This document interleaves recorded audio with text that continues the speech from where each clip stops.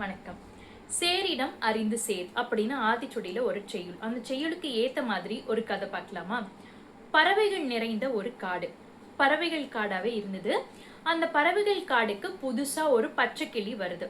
பச்சைக்கிளி கூட யாருமே இல்ல. அந்த பச்சைக்கிளிக்கு ரொம்ப புதுசு. யார் கூட சேர்றது, எந்த ஒரு பழக்க வழக்கமும் பச்சைக்கிளிக்கு தெரியாது. அது காட்டுக்குள்ள நுழையிறப்ப ஒரு பக்கம் காகத்தின் கூட்டத்தை பாக்குது. காகம் இருக்கு இல்லையா, காக்கா, அந்த கூட்டத்தை பாக்குது. காகங்களோட கூட்டம் எப்படி இருக்கும் அப்படின்னா, அந்த காட்டுல மற்றவங்களுக்கு தொந்தரவு கொடுக்கறது, மற்றவங்களோட உணவை திருடி சாப்பிடுறது, மற்றவங்கள நிம்மதியாவே இருக்க விடாம ரொம்ப ஒரு மாதிரி கூச்சல் போட்டுட்டே வந்து டிஸ்டர்ப் பண்றது, இது மாதிரியான வேலையை தான் வலிகள் வேதனைகள் மட்டும் கொடுக்கிற கூட்டமா இருந்தது காகத்தோட கூட்டம். இத பச்சைக்கிளி பாக்குது. இன்னொரு பக்கம் மற்ற பறவைகள் இருக்கு.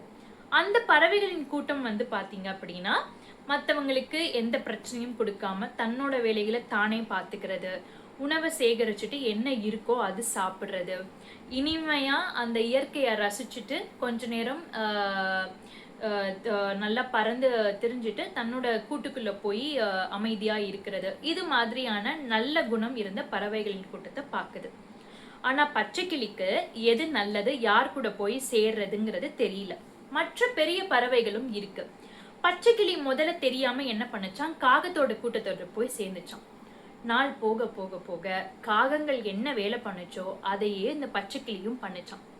மற்ற பறவைகள், பெரிய பறவைகள்லாம் இருக்கு இல்லையா, வந்த புதுசு அப்படிங்கறனால இந்த பச்சைக்கிளிக்கு எல்லாம் சொல்றாங்க, உதவி பண்றாங்க. ஆனா இது காகத்தோட கூட்டத்தோட சேர்ந்தனால, இதுவும் காகம் மாதிரியே பண்ணனால போக போக போக பச்சைக்கிளியை யாருக்குமே பிடிக்காம போயிடுச்சான். ஏன்னா சொல்லி கொடுத்துருக்காங்க, உதவி பண்ணிருக்காங்க, ஆனாலும் அதோட சேர்க்கை காகத்தோட கூட்டத்தோட சேர்க்கையா இருந்தனால யாருக்குமே பிடிக்கல. நாள் போக போக இது பச்சைக்கிளி உணரவும் ஆரம்பிச்சது. கொஞ்ச நாள் கழிச்சு காகத்தோட கூட்டத்துல இருந்து தனியா வந்து அமைதியா இருந்து கவனிக்குது, யார் யார் எப்படி எப்படி பண்றாங்கன்னு கொஞ்சம் கொஞ்சம் புரிய ஆரம்பிச்சது. நம்ம இந்த பறவைகளின் கூட்டத்தோட போய் பழகி பார்ப்போம் அப்படின்னு யோசிச்சு பறவைகளோட கூட்டத்தோட போய் பழகி பார்க்குது.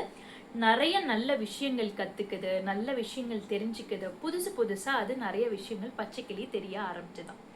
அப்பதான் பச்சைக்கிளிக்கு உணருது, இது பண்ணக்கூடாது, இது செய்யணும், இது நல்லது, இது கெட்டதுன்னு பச்சைக்கிளிக்கு தெரிய ஆரம்பிக்குது.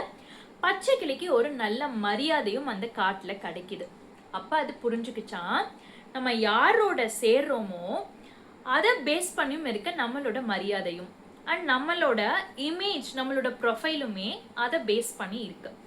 அதாவது இது நல்லது, இது கெட்டது அப்படிங்கிறது அந்த பச்சைக்கிளிக்கு தெரிய ஆரம்பிச்ச உடனே பச்சைக்கிளி பறவைகள் கூட சேருது. ஆனா காகத்தோட சேரும் போது பச்சைக்கிளிக்கு ஒரு நல்ல வாழ்க்கையும் கிடைக்கல, நிம்மதியான வாழ்க்கையும் கிடைக்கல, நல்ல சேர்க்கையும் கிடைக்கல. நல்ல சேர்க்கை இருந்தா தானே நாளைக்கு நம்மளுக்கு ஒரு பிரச்சனை அப்படின்னா 4 பேர் வருவாங்க. அதுவும் அந்த பச்சைக்கிளிக்கு அன்னைக்கு தெரியல, ஆனா இன்னைக்கு புரிஞ்சுது.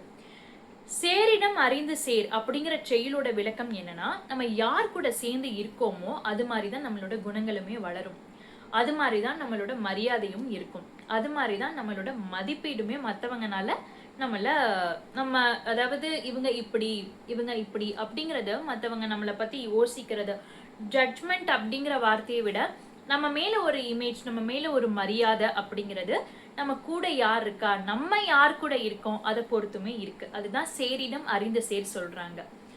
அதாவது நம்ம கூட சேர்க்க வச்சிருக்கவங்க, நம்ம சேர்றவங்க நல்ல குணங்கள் உள்ளவங்களா இருக்கணும். குணங்கள் தான் என்னைக்குமே நம்ம வாழ்க்கையில நம்மளோட முன்னேற்றத்திற்கு முதல் படியா இருக்கும். அதுதான் சேரிடம் அறிந்த சேர் அப்படின்னு சொல்றாங்க. நன்றி.